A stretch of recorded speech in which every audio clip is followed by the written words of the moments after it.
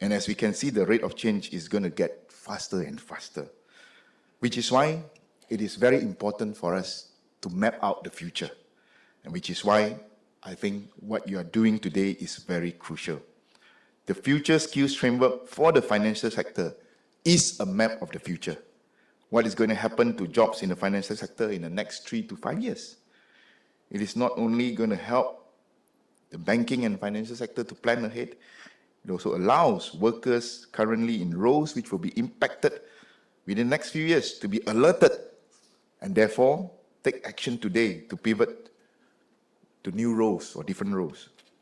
Students today can also anticipate what the job market is going to be like tomorrow and prepare themselves accordingly. And equally, if not more important, a mapping of the future of jobs will give government and policymakers the visibility of things to come so that we can craft better strategies to deal with the future.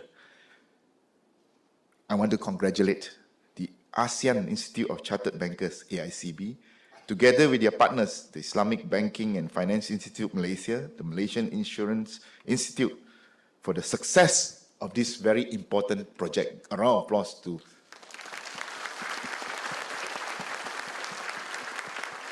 And of course, as I mentioned early in my speech, I think we have to thank the central bank for supporting this in the 2022 roadmap.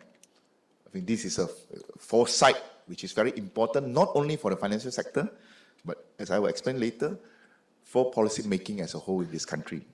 Again, a round of applause for BNM.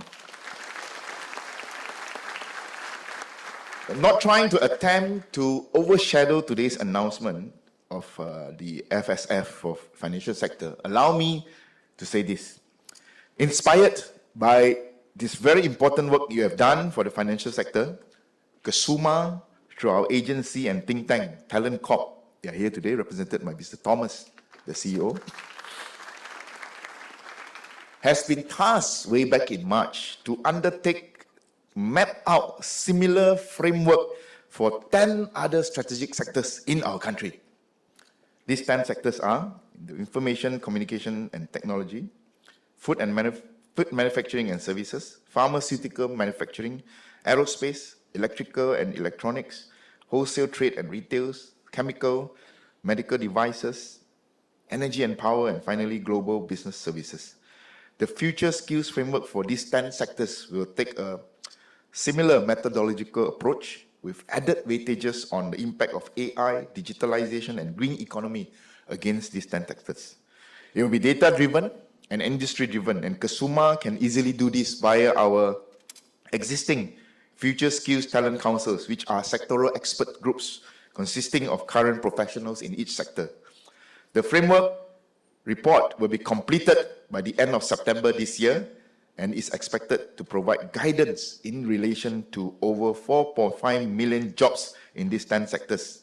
And if we add today's financial sector, 4.67 million jobs. These 10 sectors constitute about 79% of our GDP, which is also the reason why they were selected. KESUMA will then set up an interactive public portal to allow businesses, employees, students, policymakers, anyone and everyone to reference these frameworks with periodic update. I agree with what the governor said about skill forecasting must be an integral part of industry planning in the future. The portal will also allow users to take personal jobs and skill assessments and even be connected to existing skill courses and job matching services. This will mark a new milestone in our policy making, where the government, industry, academics are pooling resources to come out with a powerful tool to shape decision making at every level, or to guide decision making at every level. I agree with the governor. This needs a whole of industry, whole of government, and indeed a whole of society approach. As we catch up on investments and growth in this country, we need a workforce that is ready to take up the challenges which comes along. Therefore, I cannot stress enough that today's launch is crucially and critically important. Congratulations and thank you once again. Terima kasih. 3, 2, 1. Please place your palms on the keyboard.